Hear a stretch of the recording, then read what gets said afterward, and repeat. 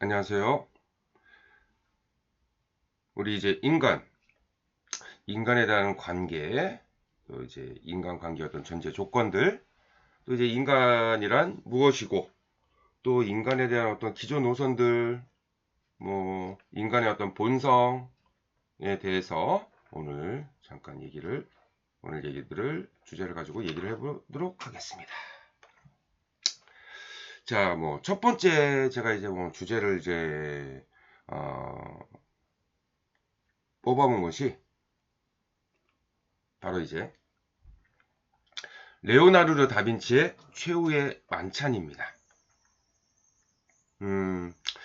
이 레오나르도 다빈치의 이제 최후의 만찬이라고 하는 주제를 가지고 인간은 어떻게 저런 두 얼굴을 갖는가? 예수님의 얼굴, 그리고 유다. 자, 소개해 드릴게요. 레오나르도 다빈치는요, 최후의 만찬에 이제 그려넣을 이제 예수님의 이제 모델을 찾기 위해서 고심하던 중에 마침내 시골의 한 성가대에서 피에트로 반디넬리라고 하는 선한 얼굴을 가진 성가대원 한 사람을 만나게 되었습니다. 이 반디넬리는 기꺼이 이제 예수의 모델이 되어 주었고요. 얼마 후 음악 공부를 하기 위해 다른 지역으로 떠나게 되었습니다. 다빈치는 6년 동안 11명의 예수의 제자를 그렸고 마지막으로 배신자 유다의 모델을 찾아야 했는데요. 때마침 로마 시장이 사형수들 중에서 찾아보라고 이제 권했습니다. 그래서 다빈치는 감옥으로 가서 사형을 기다리고 있던 한 죄수를 선택을 한 것이죠. 유다의 모습을 그리고 이제 감옥으로 돌아가도 좋다고 했습니다. 그런데 갑자기 사형수가 무릎을 꿇고 자기를 모르겠냐고 물었습니다. 다빈치가 나는 내 인생에 당신 같은 사람을 본 일이 없어 하니 그 청년이 최후의 만찬 예수의 모델이 바로 나였어 라고 했던 것이죠. 그 선한 청년이 악의 소굴에 빠져 그만 사형수가 되고 말았던 것입니다.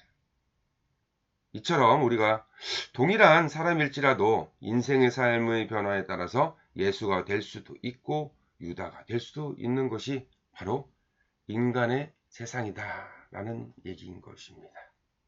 어떠신가요? 자, 여기에 그렇다면 인간의 조건은 무엇인가?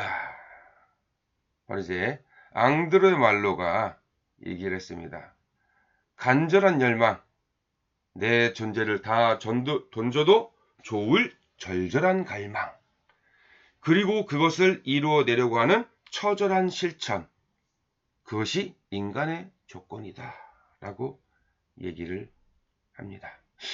참 인간으로 살아가는 게 얼마나 힘들길래 이런 얘기를 하는지 인간 세상이 굉장히 힘든 것은 아닌가 생각해 볼 수 있습니다. 이 세상 이제 우주 만물은 만류 인력이라는 중력의 힘에 의해서 일정한 질서를 유지하면서 서로 관계를 맺고 공존하고 있죠. 인간이 삶을 유지하기 위해서는 첫째로 대우주인 우주와 관계를 맺고 다음은 소우주인 인간끼리 관계를 맺고 살아가야 한다는 것입니다. 인간은 태어나서 삶을 마감할 때까지 실로 헤아릴 수 없는 수만 가지와 어떤 관계를 맺고 주고받으며 살아가야 합니다.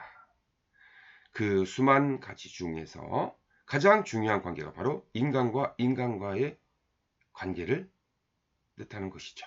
바로 우리 이제 인간관계. 이성을 가진 인간은 의미 있는 삶을 원하는 동물입니다. 의미 있는 삶을 위해서 인간관계에서 성공해야 하는 것이죠. 인생은 인간관계요. 인간관계는 인생인 것입니다. 인간관계에서 성공하기 위해서 인간관계를 맺고 사는 인간이 무엇인가를 누구인가를 알아야 한다는 것이죠. 그런데 인간은 인간 자신이 도대체 누구인가를 알지 못합니다. 내가 누구인가를, 당신이 누구인가를 모르면서 아는 체하고 관계를 맺고 살아가고 있죠. 인간의 역사가 시작된 이래 인간은 인간 자신이 누구인가를 끊임없이 탐구해 왔죠. 그러나 그 해답은 찾아내지 못했습니다. 그것이 바로 한계 상황이라고 좀 표현을 합니다. 인간은 그 한계 상황 속에서 몸부림치며 삶을 위한 관계를 맺고 살아가야 하는 존재죠. 그 모순의 한계 상황 속에서 인간끼리 어떤 방법으로 성공적인 인생을 살 것인가의 방법을 찾아보아야 합니다. 그 방법을 찾기 위해 우리는 이제 그 여정을 시작해보기로 하죠. 인간은 사회 안에서만 혹은 다른 사람들과의 관계 속에서만 인간일 수가 있습니다. 그래서 사회를 떠난 인간은 단지 상상 속에서 존재할 뿐이죠. 사회를 떠난 인간은 동물이거나 귀신이지 인간은 아닙니다. 사람이 홀로 산다는 것은 공존을 전제로 할 때만 가능한 것이죠. 그래서 한 사람이 태어난 후 다른 사람들과 아무런 접촉 없이 동물들이 세계에 살게 되면 동물이 되지 인간 되지는 않습니다. 인간의 품성은 자신이 태어날 때 가지고 있는 특성에다 다른 사람들과 더불어 생활하는 과정에서 형성되죠. 그렇기에 아리스토텔레스는 이미 인간을 사회적 존재라고 말했죠. 그래서 사회적 존재라고 한다는 것은 인간은 다른 사람들과 공동체를 형성하면서 살게 되어 있다는 것입니다. 인간다운 삶은 다른 사람들과 함께 읽어가는 것이고 자신이 혼자 엮어낼 수 있는 것은 아닙니다. 인간은 개인으로서 먼저 존재하고 다음으로 어떤 공동체와 관계를 맺는 것이 아닌 것이죠. 인간은 본질적으로 처음부터 다른 인간들과 공동체 속에서 더 높은 차원의 인간으로 성장해가는 것입니다. 그래서 아리스토텔레스의 사회적 존재라 함은 곧 다른 사람들과의 사회적 관계를 통해서 지속적으로 발전하는 인간의 특성을 지적을 합니다. 현대 우리 이제 인간학의 시조를 우리는 이제 막스 셀러라고 합니다. 막스 셀러라고 하는 학자는요, 모든 개인에게 있어서 의식의 본질적인 부분에 이미 사회라는 것은 내면화되어 있다. 그리고 인간은 사회의 일부일 뿐 아니라 또한 사회는 관련 영역으로서 그 인간의 본질적인 부분이다. 나가 우리의 일부일 뿐만 아니라 우리가 나의 필연적 구성 요소다 라고 얘기를 했습니다. 그래서 내가 없는 사회는 무의미하며 또한 사회 없이 나의 삶 또한 무의미하다라고 하는 것을 뜻할 수 있는 것이죠. 그래서 인간이 사회 구성원들과 불가분의 관계일 수밖에 없는 것은 그 생물적 특징에서도 입증할 수 있죠. 그래서 생물학자인 포르트만 그의 생물학적 연구를 통해서 다음과 같이 말합니다. 즉 인간이 만약 다른 동물들처럼 육체적으로 완전한 조건들을 구비하고 출생하려면 1년은 더 모태 안에 머물러 있어야 한다는 것이다. 다시 말해서 인간과 비교할 수 있는 다른 동물들은 거의 완전한 육체적인 기관들과 기능들을 가지고 태어나는데 인간은 덜 완성된 채 출생한다. 그렇기 때문에 인간이 태어날 때는 미완성의 육체적 기능과 약한 본능만을 갖고 있고 그의 모체 밖, 즉 그의 삶의 환경인 사회 안에서 사회에 의존하면서 자신을 완성해 간다. 그렇기에 인간의 인성으로서 특성은 생득적인 것이 아니고 타인들과의 상호작용 과정에서 형성되는 것이다 라고 얘기를 합니다. 여기에 덧붙여서 인간이 성장을 하면서 그들의 생활하는 데 필요한 자원을 얻고 생산하는 과정은 분업을 바탕으로 한 공동 작업을 통해서 이루어지죠. 이는 오늘날과 같이 기술 문명의 사회에만 해당하는 것은 아닙니다. 이미 플라톤과 토마스 아퀴나스도 분업을 인간 삶의 필연적 조건이다라고 지적한 바 있죠. 인간은 서로 도움을 주고 도움을 받고 또 수요에 의해서 필요로 하고 또 다른 사람의 수요에 의해서 또 필요로 합니다. 인간 수요의 다양성으로 인해서 상호 협조를 하고 함께 모여서 공동체를 이루게 된다. 이것이 얘기하는 플라톤의 국가론에서의 의미입니다. 토마스 아퀴나스 또한 인간이 사회적 존재일 수밖에 없는 그 필연성을 설명을 하는데요. 자연은 다른 동물들을 위해서 일정한 먹이와 추위를 막기 위해 털과 자기를 해치는 적들을 방어하기 위해 발톱, 이빨 등을 마련해 주었다. 하지만 인간은 자연으로부터 그러한 것들을 얻지 못하는 대신 그러한 것들을 스스로 생산할 수 있는 이성을 가지고 있다. 그렇지만 개인으로서 인간은 혼자 그러한 것들을 생산하기가 힘들다. 따라서 인간은 필연적으로 다른 인간들과 더불어 한 사회 안에서 살 수밖에 없고 이것이 인간에 대한 자연의 요청이다 라고 아퀴나스는 얘기를 합니다. 그래서 인간이 다른 사람들과의 관계를 필요로 하는 것은 단지 생존이나 생존에 필요한 물품을 교환하는 것 때문이 아닌 것이고요. 인간은 심리적으로 다른 사람들과 함께 교감할 수 있을 때 비로소 정신적인 안정감을 갖게 됩니다. 갓난아기가 그 어머니에게서 분리가 되어서 성장을 하는데 필요한 음식을 제공해주고 필요한 환경 요건을 정확하게 조절해서 갖다 준다고 해도요.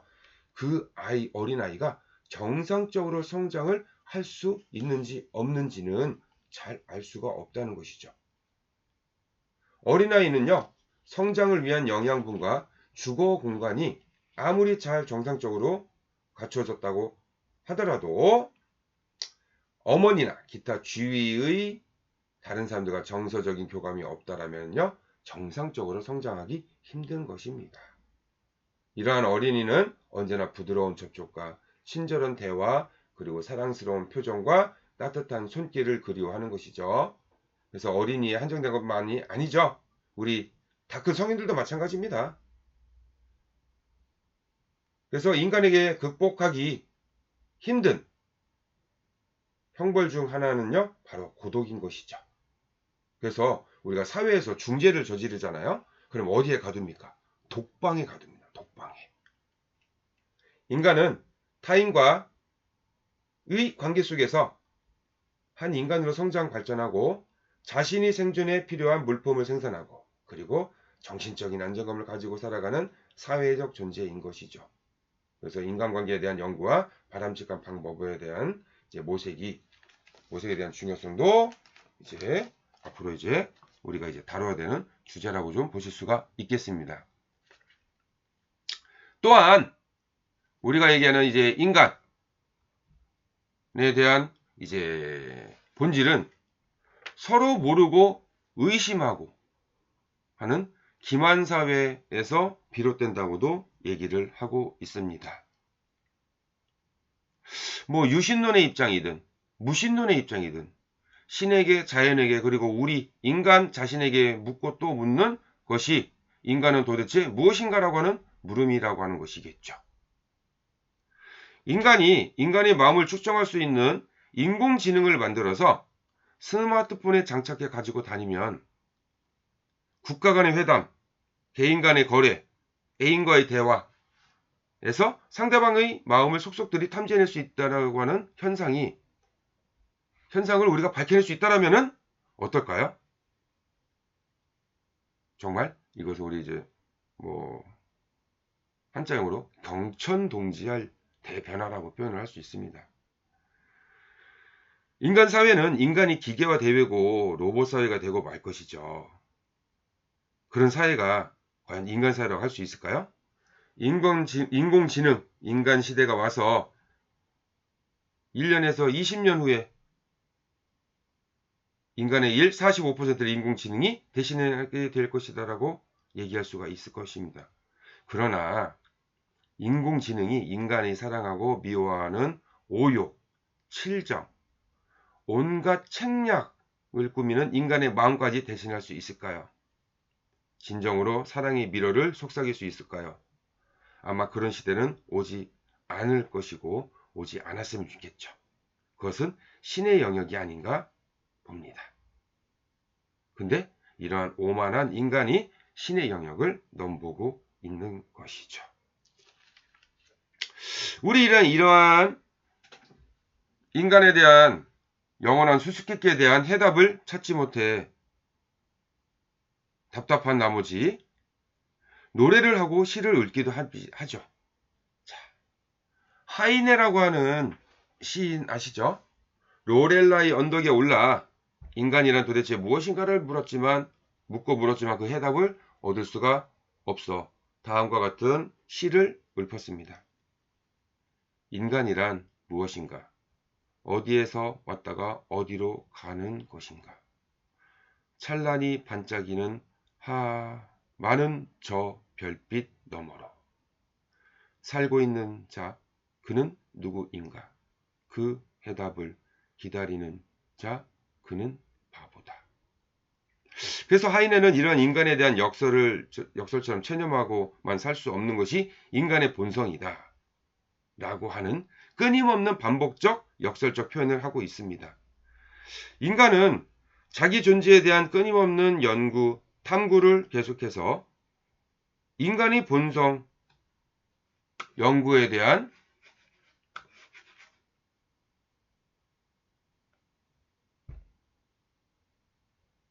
흔적을 남기기도 합니다. 신비와 경이로 가득 찬 특이한 존재에 대한 완전한 연구는 요원하며 만일 출생의 비밀을 밝히는다 하더라도 신의 노여움을 사게 되지 않을까 생각해 볼 수 있죠. 인간이 인간에 대한 연구는 한계 상황을 벗어날 수 없고 이러한 한계 상황 내에서 먼저 간 선형과 철학자들이 인간 본성에 대한 여러 가지 가설을 제시하고 있습니다.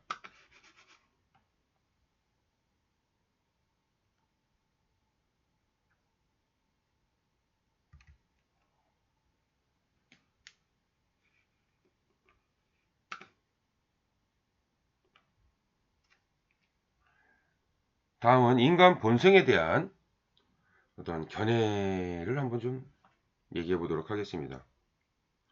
인간이라는 존재가 형이상학적으로 무엇인가 명제를 밝혀낸다면 인간 본성에 대한 구체적인 규명은 매우 용이하게 해결될 수가 있겠죠. 인간에 의한 인간 탐구는 크게 인간이 양인가, 곧 선, 일이 악인가 문제로 고민하고 있는 다람쥐 쳇바퀴 도는 듯한 모습에서 한 발짝 더 나아가지 못하고 있습니다. 프롬이라고 하는 학자는요, 인간의 본성에 대해서 다음과 같이 얘기를 합니다. 인간이 양이라면 인간의 생활은 왜 양의 생활과 같지 않은가? 인간의 역사는 피로 쓰여졌으며 그것은 인간의 의지를 꺾기 위해 힘이 사용된 계속적인 폭력의 역사가 아닌가? 우리들은 도처에서 인간에 대한 인간의 비인간성을 목격하지 않는가? 무자비한 전쟁에서 살인과 강간에서 강자가 약자를 무자비하게 착취하는 데에서 그리고 고문을 당하고 괴로움을 당하는 사람들의 한숨소리를 외면하고 캄보디아에서의 킬링필드, 이스라엘에서의 내전에 보는 바와 같이 살인을 즐기기조차 하는 인간의 모습을 보고 전율을 느낌과 동시에 선악에 대한 혼란에 빠지기도 합니다. 이스라엘과 팔레스타인의 처절한 싸움, 아우슈비츠에서의 죽음의 수용소, IS의 잔인한 테러에서 우리 인간이 보고 느낀 것은 무엇일까요? 이 모든 것 사실들은 홉스로 하여금 인간은 동포에 대해서 이리와 같다라는 결론을 내리게 했다는 것입니다.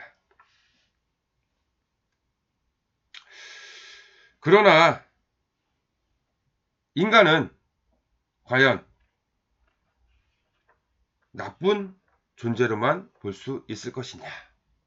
라고 하는 것에서 먼저 성선설이라고 하는 우리 이제 중국에서의 이 맹자가 주장한 내용으로 알 수가 있습니다.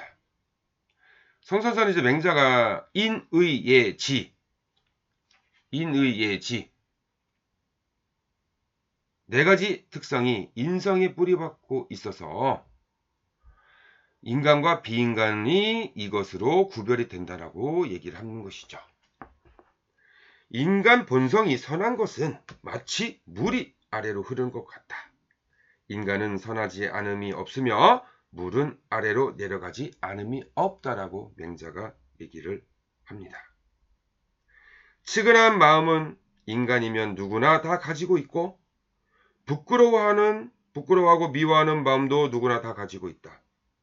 공경하는 마음, 옳고 그름을 가리는 마음 또한 누구나 다 가지고 있다. 측은한 마음은 인이요, 부끄러워하고 미워하는 마음은 의이며, 공경하는 마음은 예요, 옳고 그름을 가리는 마음은 지이다. 그래서 인의예지는 밖에서 나에게 주어지 생기는 것이 아니라 내가 본래부터 가지고 있는 것인데 이것을 생각하지 않을 뿐이다 라고 맹자가 얘기를 합니다.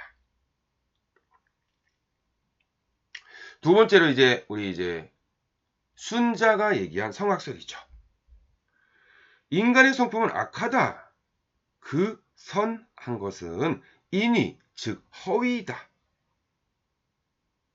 라고 말을 했습니다.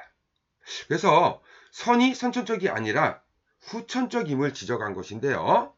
선은 타고나면서부터 가지고 나온 것이 아니라 인위적인 결과에 의해서 만들어진 결과다라고 이제 얘기를 하는 것입니다. 이러한 중국의 성악설은 성선설 다음에 재창이 되었지만 서양에서는요, 먼저 성악설이 생기고 난 뒤에 성선설이 만들어졌다라고 하는 관점이 등장을 합니다. 그래서 서양에서는요, 사악한 인성과는 사악한 세계관의 근본을 두고 사악한 세계관은 종교의 영향에 미쳤죠. 그래서 기독교는 인류 시조의 아담이 원죄를 지었기 때문에 사악한 길로 떨어졌고 그 후손들은 태어나면서 악한 경향을 가지고 나온다는 주장을 펼칩니다. 그래서 인간의 본성은 근본적으로 악하다는 주장이 일찍부터 신조가 되어버렸고요. 이에 대해 의심하거나 이러한 논변을 벌일 여지도 없었습니다. 그래서 중세의 교부 철학자인 아우구스티누스는요, 모두 인간의 본성이 악하다는 관점을 가지고 있다. 또 이태리의 마키아벨리, 영국의 홉스, 독일의 쇼펜하우어 모두 인간의 본성이 악하다고 주장을 합니다. 그래서 이러한 모두 성악설, 곧 인간의 본성 가운데 뿌리 깊게 박혀있기 때문에 제거할 방법이 없다라는 것으로 이제 서양의 기존 우선을 얘기할 수 있습니다. 이에 우리가 이제 하나 또 이제 예를 하나 들어드릴게요. 유태인 포로 수용소에서 있었던 일인데요. 프로이드 아시죠? 정신분석학자 이 프로이드의 제자인 프랭클린이라고 하는 심리학자가 있었는데요. 2차 세계대전 때 유태인 수용소에 가게 됐습니다. 그는 그곳에서 두 가지 특이한 인간의 모습을 경험을 했는데요.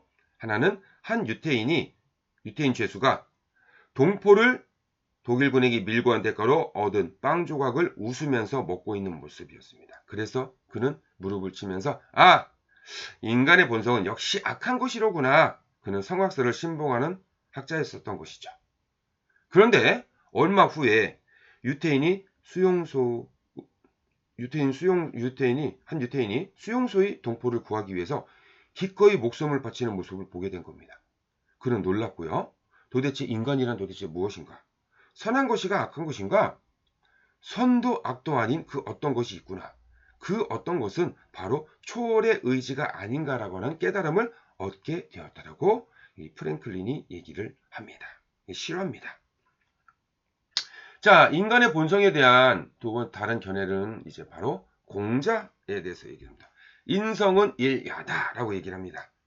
공자는요, 사람의 성품은 하나인데 환경에 따라 악으로 나타났다가 선으로 나타났다 한다고 논어의 기술을 하고 있습니다. 예를 들면은요, 이런 거죠.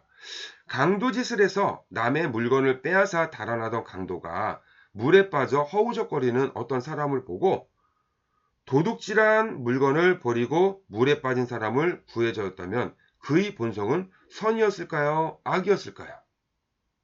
물음에 답하는 것이 바로 공자의 인성론입니다. 파스칼은요, 인간은 중재자다고 얘기합니다. 인간은 시간적 중재자다. 인간은 공간적 중재자다. 중간자다. 그리고 인간은 존재적 중간자다.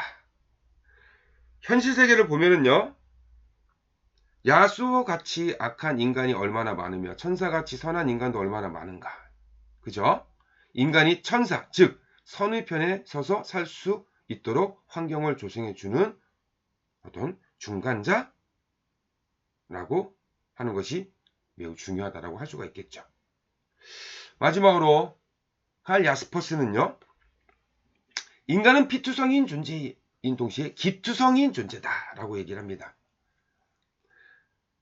야스퍼스는 인간은 피투성, 곧 어머니 뱃속에서 수동적으로 태어나는 한계 상황을 뜻하고, 기투성이란 스스로 선택할 수 있는 인생길을 얘기를 한다고 얘기를 하는 겁니다. 우리가 누구의 아들, 딸로 태어나는 것은 어쩔 수 없는 상황이죠. 이것을 우리는 또 어쩔 수 없는 한계 상황이라고 표현할 수 있습니다. 그래서 선택 불가능한 세계죠. 이것을 우리는 운명이라고도 얘기를 하고요. 우리는 선택 가능의 세계, 즉 기투성의 세계에 희망을 걸어 살면서 선택의 길을 가면서 인생을 창조해가는 인간에 대한 이야기를 하고 있는 것이겠죠. 우리들이 인간의 이야기를 쓰면서 살아가는 것은 아닐까라고 보여집니다. 자, 그렇다면 현대에서의 인간 상황은 어떨까요? 바로 첫 번째, 이렇게 표현할 수가 있을 것 같아요. 잃어버린 세계에서의 인간의 삶. 19세기에서의 문제라고 하면요, 신은 죽었다는 데 있었다고 합니다. 그러나 20세기의 문제는 인간이 죽었다는 데 있다는 것이죠.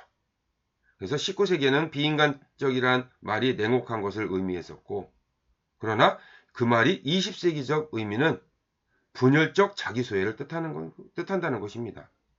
과거의 위험은 인간이 놓여야 되는 데 있었는데, 앞으로의 위험은 인간이 인조인간화 되는 데 있다라고 프롬은 얘기를 하죠. 20세기는 신도 죽었다. 또 인간도 죽었다. 돈과 기계의 노예가 되어버린 인간, 인조인간, 그것이 현대인의 모습은 아닐까라고 얘기를 하는 겁니다. 점점 더 인간은 컴퓨터의 노예가 되고 있습니다. 현재. 그래서 컴퓨터의 발달은 4차 산업혁명을 맞이하게 되었고, 인공지능 시대가 도래하면서 인간이 역사의 새로운 변화의 시대를 맞이하게 된 것이죠. 이러한 초인적 능력을 발휘한 인간은 긍지를 갖게 되었고요. 또한 긍지를 갖는 것은 당연한 현상이다라고 믿어왔습니다. 인간은 이성의 창의력 덕택으로 첨단 문명의 세계를 구축해서 동화와 유토피아의 꿈이나 공상보다도 더 나은 것을 실현한 것이죠. 의식주에 대한 혁신을 가져왔죠. 편리의 문명으로 자동화 시대를 열었죠. 인간은 긍지를 가져도 되는 것은 아닐까라고 또 볼 수 있는 것이죠. 그러나 우리가 마지막으로 한번 살펴볼 것은 이런 겁니다. 현대인에게 무엇으로 살 것인가라고 하는 문제는 해결되었지만 무엇을 위해서 살 것인가라고 하는 문제는 해결되지 못하였습니다. 삶의 수단은 찾았지만 삶의 목적은 아직 찾지 못한 것이 현대인은 아닐까라고도 보여지는 것이죠. 항상 저는 물어봅니다. 여러분들의 가치관은 무엇입니까? 그럼 대부분의 학생들이 행복입니다. 근데 이 행복이라고 하는 것은 어떤 행복을 얘기를 할까요? 물질적 행복? 아니면 심리적 행복?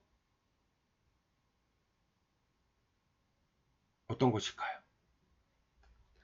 자, 두 번째로 현대사회와 인간성 소외라고 하는 문제가 대두가 됩니다. 그것은 첫 번째로 산업화입니다. 현대인은 산업화된 세계에 살면서 시간의 노예가 되고 속도의 노예가 되고 돈의 노예가 되었죠. 기계의 부품이 되었죠. 우리는 만능 컴퓨터 앞에 무력한 자신을 발견하게 되고요. 4차 산업혁명 시대를 맞이해서 인간이 인간을 위해서 만들어 놓은 인공지능과 로봇 앞에서 고독한 심연에 빠지게 되는 것은 아닐까. 자, 두 번째 민주화입니다. 민주, 자유, 평등. 이건 바로 인간의 소망이죠. 헤겔은 이렇게 얘기합니다. 세계사는 자유의 투쟁사라고 일찍이 얘기를 했습니다. 현대인은 조상들이 쟁취한 민주화 덕으로 인권을 누리는 삶을 살고 있지만 오히려 민주화, 즉 모든 사람은 동등하다는 관점에서 개인은 공허한 생활 감정만을 지니고 있게 되었다. 여기에 프롬은 이러한 현상은 즉 현대의 고독을 순간순간의 불연속적 공허주의 속의 민주원리다라고 말을 합니다. 굉장히 어렵죠? 한번 좀 이해를 그냥 한번 하는 것으로 좀 보시면 됩니다. 자, 세 번째로 이제 전통사회, 인간 공동체의 붕괴를 뜻합니다. 현대사회가 산업화되고 민주화되면서 병행하여 나타난 것이 전통사회의 삶의 뿌리죠. 규범이었던 인간 공동체의 붕괴라고 할 수 있는 것입니다. 자, 우리가 인간관계 속에서 어떠한 관점으로 살아갈 것인가 라고 하는 것을 상상하면서 한번 보시면 좋을 것 같습니다. 제가 여기에 덧붙여서 마지막으로 사례 하나를 끝으로 이제 마치도록 하겠습니다. 여러분들 인도에 가시면 타지마할 이제 성이 있죠. 요 타지마할 성은 이제 당시 이제 무굴 제국, 인도의 무굴 제국 5번째 왕인 샤자한이 5명의 왕비가 있었대요. 그 중에서 2번째 왕비인 뭄타즈를 제일 사랑했는데 그녀가 이제 출산 중에 사망을 하고 맙니다. 그래서 샤자한은 사랑하는 아내를 기념하기 위해 타지마할 성을 건축하기로 하고 인도 최고의 기술자들을 모집합니다. 그래서 무려 22년에 걸쳐서 너무나 아름다운 성을 건축하였죠. 대리석으로 된 궁전은 가로 300m, 세로 530m나 됩니다. 그런데 이 샤자한 왕은 타지마할 성을 건축하느라 몇십 년 동안 고생한 기술자들의 손목을 다 잘라버렸대요. 샤자한은 왜 그런 잔인한 행동을 했을까요? 샤자한 왕은요, 그 성을 건축하는데 국가의 재정을 너무 낭비해서 국가의 기강이 흔들리고 민심이 동요하고 그래서 그의 아들에 의해서 8년 동안이나 유폐되었고 그 뒤에 죽었답니다. 그가 유폐되었던 곳이요, 다름 아닌 타지마할 성의 건너편에 있는 검은 대리석 집이었답니다. 그는 그곳에 갇혀서 타지마할 성을 바라보면서 무슨 생각을 하면서 죽음을 맞이했을까요? 자, 오늘 여기서 마치도록 하겠습니다.